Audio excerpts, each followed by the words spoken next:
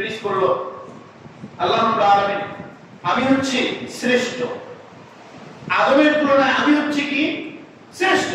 খলাকতানি মিন নার ওয়া খলাকতাহু মিন তিন, আমাকে সৃষ্টি করা হয়েছে আগুন দিয়ে, ওয়া খলাকতাহু আর আদমকে সৃষ্টি করা হয়েছে মিন তিন মাটি থেকে।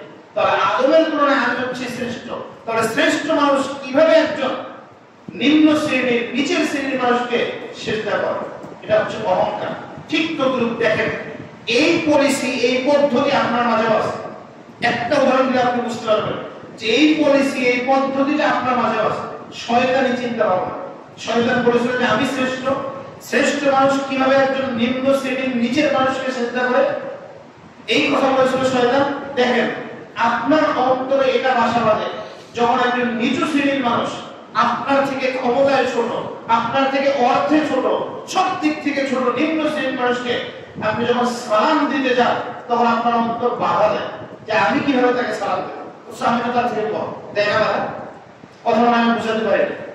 মানে নিম্ন শ্রেণীর মানুষকে যখন আপনি সালাম দিতে যান আপনার অন্তর একটু বাধা দেয় যে আমি কিভাবে তাকে সালাম দেব, অথচ সেটা আমার থেকে ছোট। না আছে তার ক্ষমতা, না আছে তার প্রভাব, না আছে তার প্রতিপত্তি, না আছে তার সম্পদ, কিছুই তার আমার থেকে সব থেকে সে নিম্ন। তাহলে আমি তাকে কিভাবে সালাম